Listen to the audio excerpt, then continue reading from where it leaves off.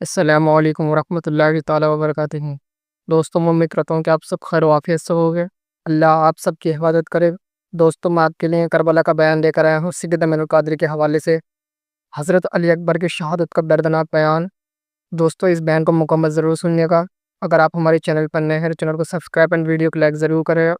دوستوں، بنا کسی طریقے بیان پہ شروع کرتے ہیں۔ بیان یہ رہا۔ علی اکبر نے، شہزادہ علی اکبر نے آخری سلام کیا اور سلام کر کے جیسے ہی بڑے، امام نے فرمایا، علی اکبر ایک بار پلٹ کر دیکھ میرے بیٹے، ایک بار پلٹ کر سوچے، صحیح غور کریں، اللہ کے دین کے لیے قربانی کیا ہے۔ امام علی اکبر گھوڑے پر سوار ہیں اور بڑھتے ہیں۔ بڑھنے کے بعد جیسے ہی آپ میدان میں پہنچے، حضرت صدر الافاضل علیہ رحمہ اس کا نقشہ کھینچتے۔ حضرت استاد زمن حضور رئیس القلم کتنے خوبصورت انداز میں اس کا نقشہ کھینچتے ہیں۔ کہتے ہیں کہ جب ہم شبیہ مصطفیٰ سج دھج کے جب میدان کربلا میں پہنچے تو ایسا لگتا تھا کہ جیسے کربلا کا ذرہ ذرہ حسن اکبر کی رانائیوں سے چمک اٹھا ہے، اور دشمن بھی دیکھ کر کے کہنے لگے یہ کون آ گیا ہے۔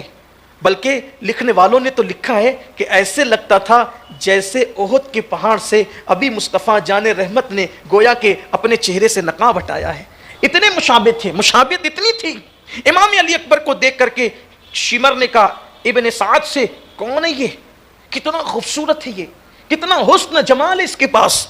تو کہا کہ یہ ہم شبیہ پیغمبر حسین ابن علی کا بیٹا ہے۔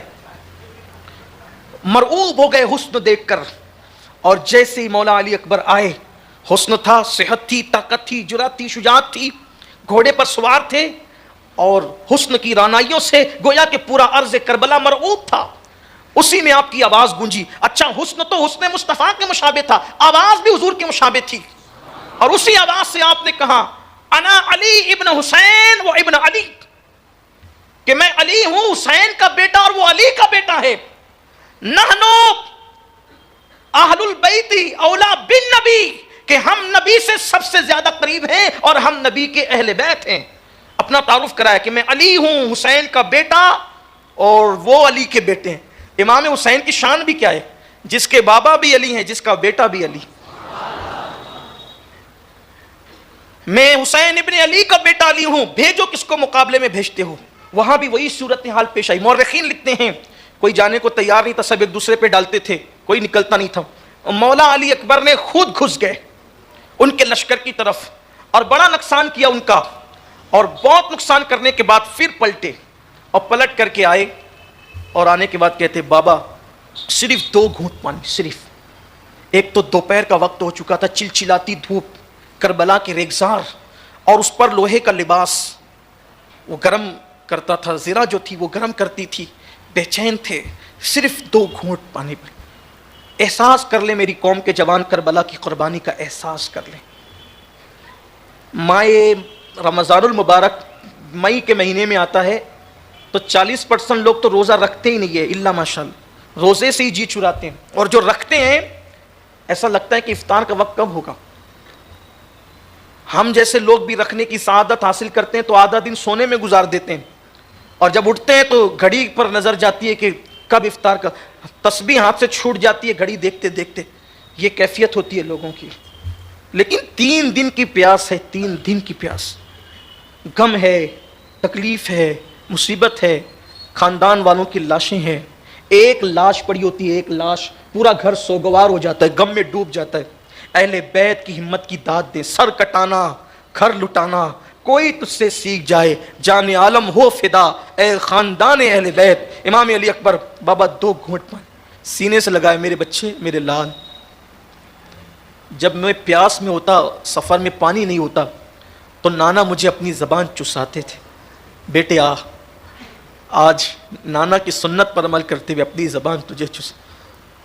سوکھی ہوئی زبان 3 دن کی پیاسی، جو سونکھ کر گویا کے کاٹے کی مثل ہو گئی تھی، وہ زبان جس پہ ملاحتوں کا حسن قربان امام نے اپنے جوان سال بیٹے علی اکبر کے منہ میں دیا۔ زبان بابا کی سوکھی ہوئی منہ میں آئی۔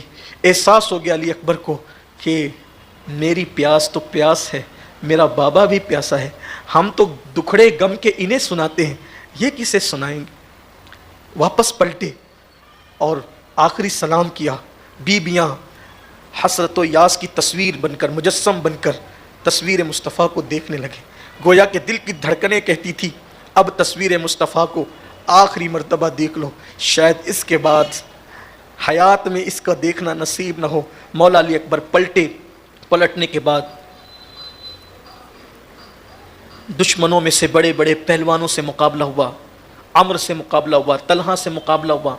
इस तरीके से जो पहलवान उनके पास थे मुकाबला करते करते मौला अली अकबर ने सबको जहन्नम रसीद किया। फिर आखिरी में शिमर की बदतरीन और मलऊन आवाज़ गूंजी, चारों तरफ से इसे घेर लो और तीरों की बारिश कर दो। एक बदबख्त ने नेज़ा उठाया और ज़ोर से सीने पर इमाम अली अकबर को मारा।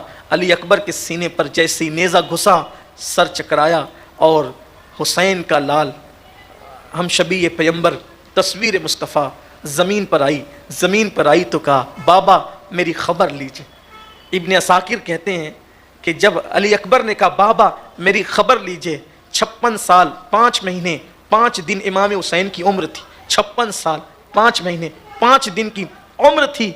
इमाम अली मकाम दौड़े तो क्या देखा कि मौला अली अकबर करबला की रेत पर तड़प रहे हैं। एक तड़प है। और जब आप वहाँ पहुँचे और पहुँचने के बाद बेटे की पेशानी पे हाथ रखा, हाथ रख करके कहा बेटा क्या हुआ। बाप के हाथों की ठंडक जब पेशानी पर महसूस की, आंखें खोली और खोलने के बाद कहा बाबा सीने में बहुत तकलीफ़, बहुत दर्द है, ये नेज़ा दर्द और तकलीफ़ पहुँचाता है। इमाम पाक से कहा बाबा अगर अभी भी ये नेज़ा आपने मेरे सीने से निकाल दिया, मैं वादा करता हूँ मैं फिर लड़ूंगा और फिर इनसे लड़ने की अपने अंदर ताकत रखता हूँ। इमाम अली मकाम ने अपने बेटे का सर ज़मीन पे रखा। ज़मीन पे रखकर 56 साल बाप ने अपनी पूरी ताकत को इकट्ठा किया। इकट्ठा करने के बाद 18 साल के बेटे के सीने में जो नेज़ा लगा था, जैसे उसको ज़ोर से खींचा, इब्न असाकिर कहते हैं नेज़े की अन्नी पर इमाम अली अकबर के दिल का टुकड़ा निकल आया। नेज़े की अन्नी पर जब बेटे के दिल का टुकड़ा देखा इमाम ने, तो इमाम की कैफियत गैर हो गई और फिर जवां साल बेटे का लाशा उठाया। कहते हैं बेटे के लिए बाप का जनाजा पढ़ना कुछ मुश्किल तो होता है, लेकिन बाप के लिए बेटे का जनाजा उठाना ये सब के बस की बात नहीं है। लेकिन कुर्बान जाएं, मौरखीन लिखते हैं 18 साल के बेटे का लाशा 56 साल के हुसैन उठाते हैं।